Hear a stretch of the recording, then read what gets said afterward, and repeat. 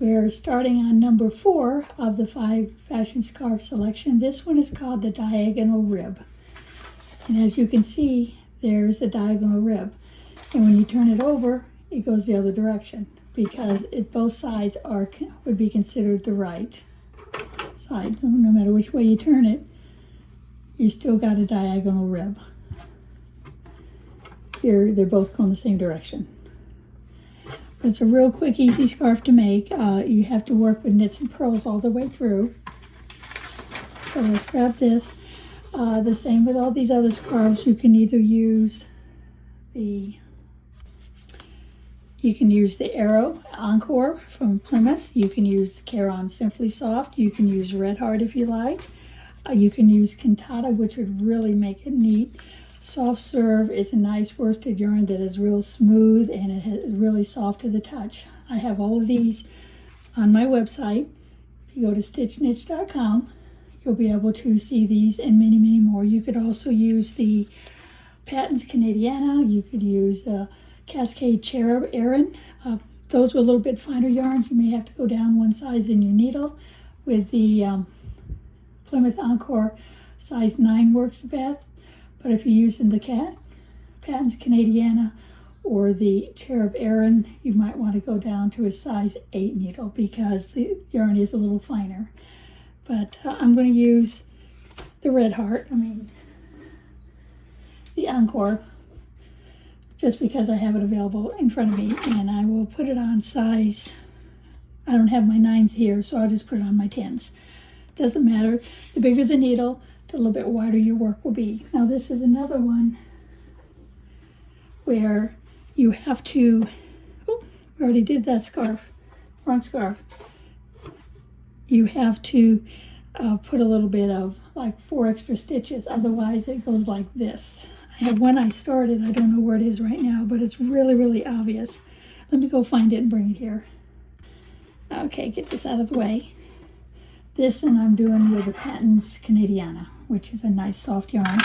But as you can see, I cast on my stitches, but I did not do the increase. If I had increased 4 stitches on the last row here, it would have been full like this. Since I didn't do it, you can see how it flared out at the bottom.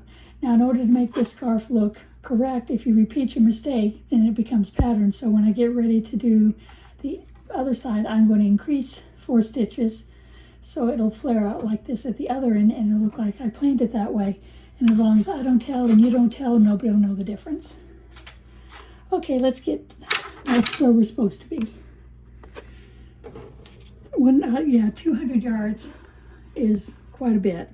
So you should be able to make a whole scarf out of 200 yards of the arrows. The Encore. And definitely you should be able to make a whole one out of the Patons Canadiana, because I think there's 205 yards on the Canadiana, which is great. So as long as you got about 200 yards, you can make a nice one. So, okay, let's start with cast on 28. This whole thing is done in knits and purls and knits and purls. And I'll show you what I've been doing to keep track of which roll I'm on, because it's so easy to set your work down and forget what row you're on. I do it a lot. I get sidetracked very easily. Oh, that's right, I should be up here casting on, not down outside the framework. And this is an 8-row repeat.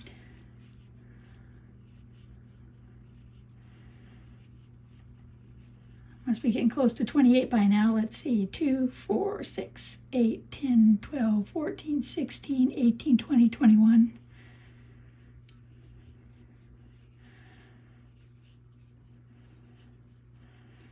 Okay, there's my 28.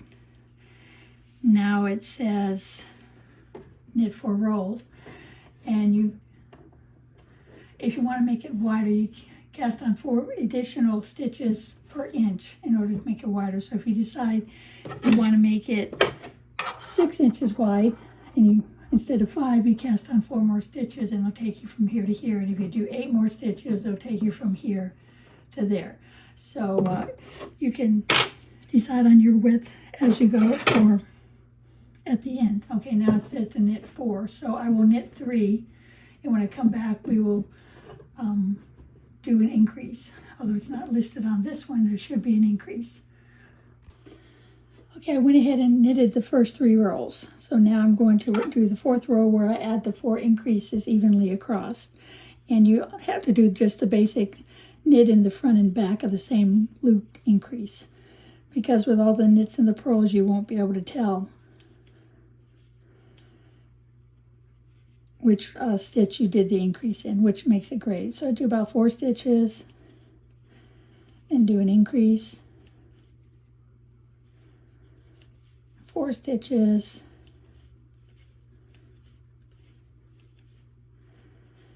And then we do another increase as knitting the front and back of the same loop. Do 4 more, or 3, or however many you get to. Try not to do increases in your border if you can help it. Okay, so that gets us up to 28 stitches, or in this case 32. There. The increase, there's one there, there's one there, but see, I know what to look for. There's one there, but we don't have to worry about it. Now we do row 1 right there. So we start with a knit 4.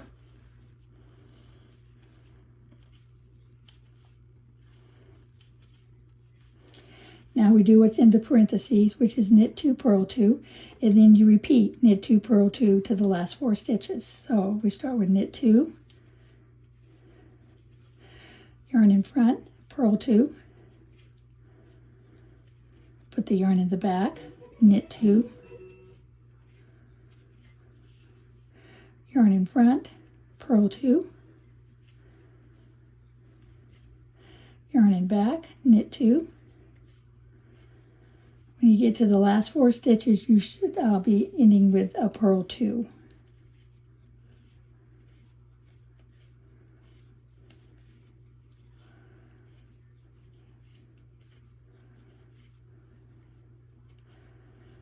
Here's my knit 2. Now I should have 6, 2, 4, 6. Yeah, so then there's my purl 2, which is right there to the last 4 stitches, and then knit the last 4.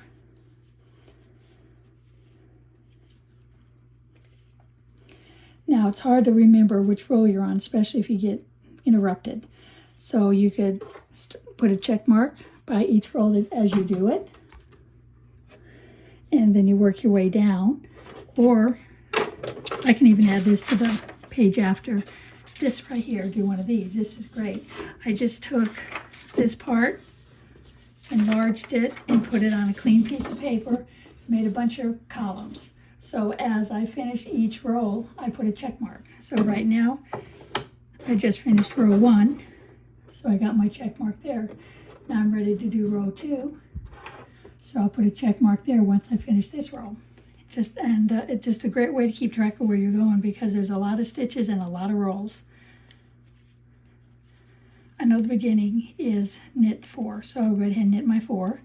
Now it says to repeat it, knit 2, purl 2 again, all the way to the last 4 stitches. So you can see there's the 2 knits here. So since we're doing kind of a rib, most of the time you put knits on knits and purls on purls. But when you go to the next row, we're going to move our knits and purls over by 1 stitch, and that's what causes it to become a diagonal, because we're moving it over, each column over 1 stitch. There's my 2 purls, 2 knits, 2 purls,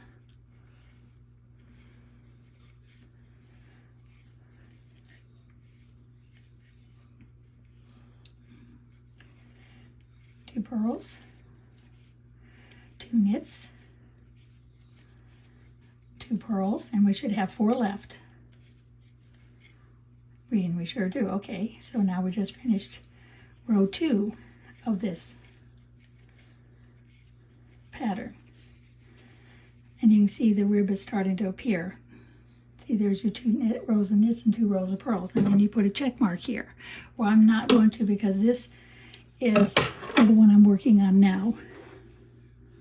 And that's what I've already done. So I definitely don't want to put a check mark here because it'll mess up the one I'm actually working on. But I will move the ruler down. Now it says to knit 4, knit 1. See, the last time we knitted 2, but we want to move these over by 1 stitch. So by putting a knit 1 here and then that moves all these off to the side, or actually it'll move it 1 stitch that direction. And then we would have 2 purls, 2 knits twice, and then we do a purl, and that moves everything over 1 stitch again, and it just keeps repeating it. It's really neat the way it works. Okay, we'll go right here. Start with a knit 4.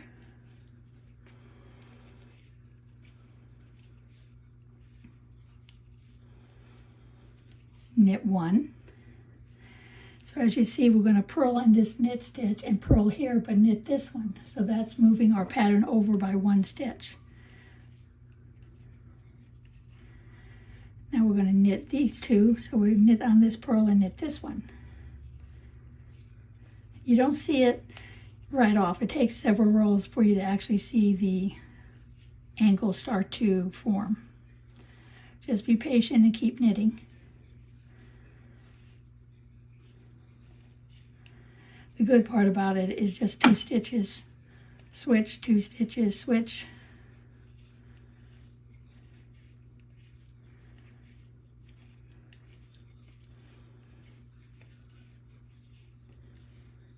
Yep, I lost it. Okay, there. Now see, I got 5 stitches left, and it says repeat to the last 5 and knit the last 5. So we're going to knit the last 5.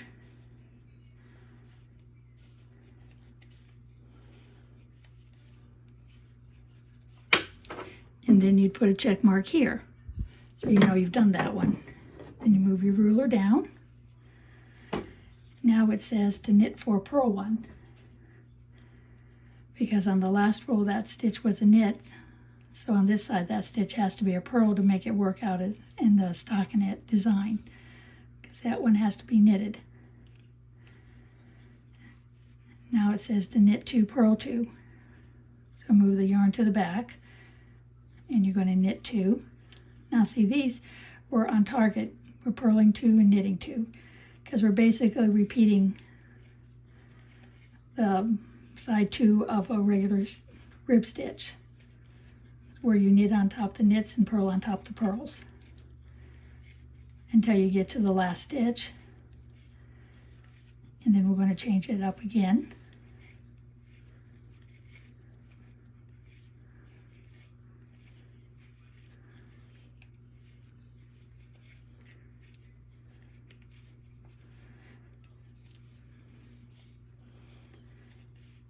Okay, now it says to the last 7, then you knit 2, purl 1, knit 4. 2, 4, 5, oh, I've already done. Let's go back to the last 7. Okay, there, the last 7 stitches. It says to knit 2, purl 1, and then knit 4.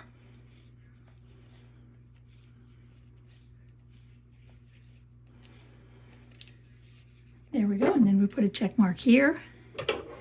Move it down. Now, instead of doing the 1 stitch, we're back to doing the 2, but this time instead of like here, we're doing the knit 2, purl 2. Here we're doing the purl 2, knit 2, we're reversing it.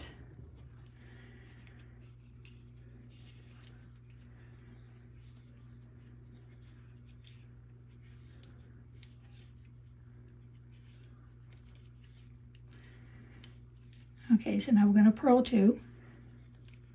See, that moves the purl stitches over by 1. Oops, I made a mistake. Looky there. So I got to tink it out, take this one out. I never finished that knit stitch. At least I caught it early.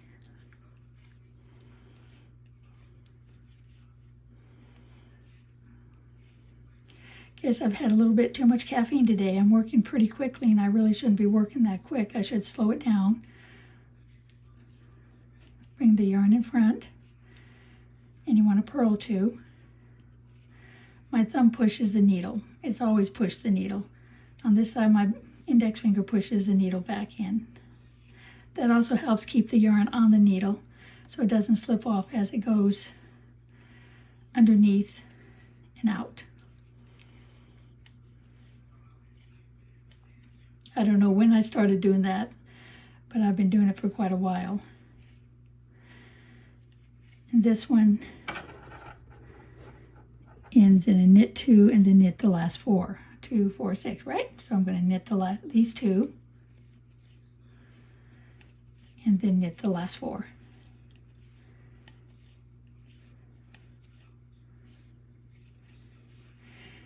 Put a check mark and go down again. We're on row 6 of 8. We're just about completely finished with one complete pattern. So we knit 4.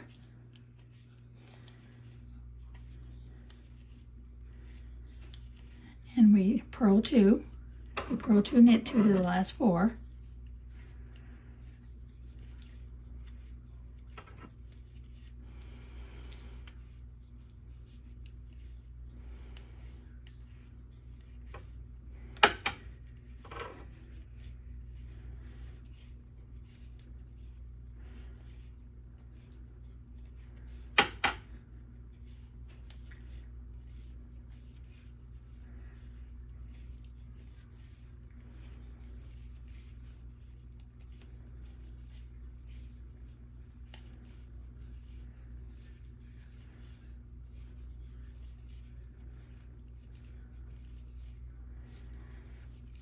And then I knit the last 4.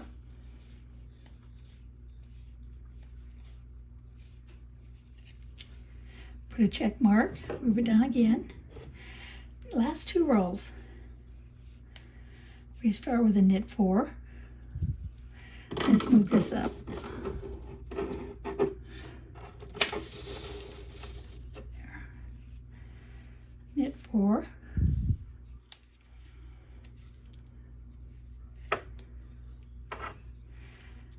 Purl 1,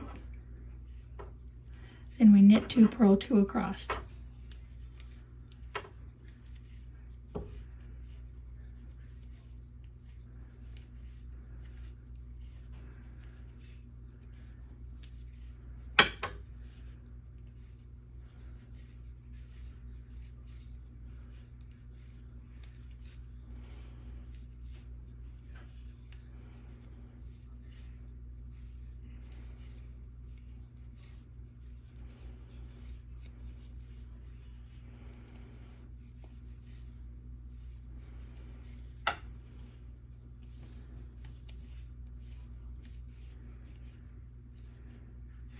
I made a mistake somewhere. I should have 6 there instead of 4. Let's go see where I made the mistake. 1, 2, 3, 4.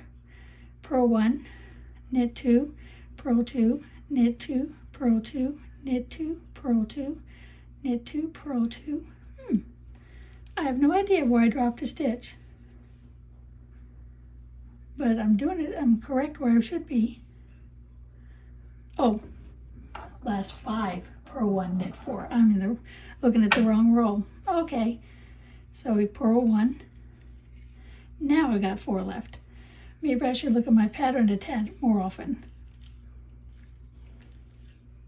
But if you think you made a mistake, just go back and count your stitches and look at what each stitch is, and then it'll help you figure out where it's supposed to be. Okay, my last row, knit 4, knit 1, because in the last row we purled 1. Now we're going to knit 1. That way we have our knit on top of purl.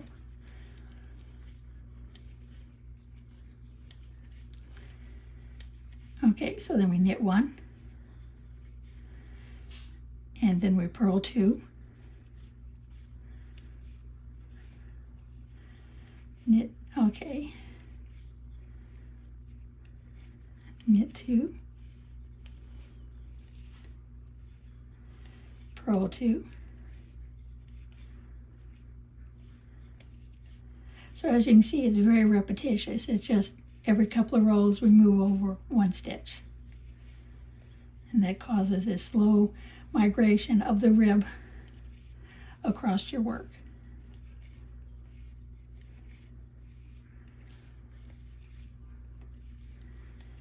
And then we knit the last 5.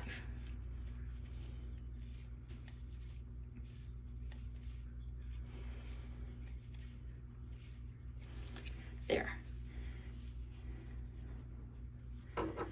And you can see it is moving slightly sideways. It doesn't show too well on the white. This side seems like it's going to show a little better, but you can see how it's, because we're moving it one stitch over, all your stitches angle over one. Once you've done row 8, you go back up to row 1 and repeat again. And you keep repeating those 8 rows over and over and over again. And by repeating over and over and over again, you get this beautiful rib that goes up. And you don't have to block it. As you see, it lays nice and flat. If you want to block it and stretch it out, you can. But once you stretch it out, a lot of your little rib disappears. So you like to keep it a little bit together so you can see each of your rib stitches. And of course, when you're done, the pattern says repeat until your piece is 4 yards long or whatever length you want. You need to leave at least 4 yards of yarn. That's what you need to use to bind off when you get to that one point. So you knit 5, bind off, and weave in your tails. But just before you knit 5, right here on row 1, you would decrease 4 stitches evenly, and then you would knit rows 2 through 5, bind off. I'll get that corrected on the pattern, and I'll also add this page with the columns. And if you do it in pencil, once you've completed all your columns and you need to do more, you erase it, then you can start at the beginning and start all over again. I want to thank you for watching. If you enjoy my videos, please subscribe so you can keep track of all the ones I do. Hit notifications so when the next one comes out, you have the opportunity to watch it, share with your friends, and thank you for watching. Oh, I forgot to say, like before, all these yarns that I've showed you at the beginning are available on my YouTube, on my website. Let me get it. StitchNiche.com. It's N-I-C-H-E. However, if you accidentally do N-I-T-C-H, you will still find it. And if you accidentally leave out this T, you can still find it. So all 3 of those ways, you will get right to my website. Thank you for watching.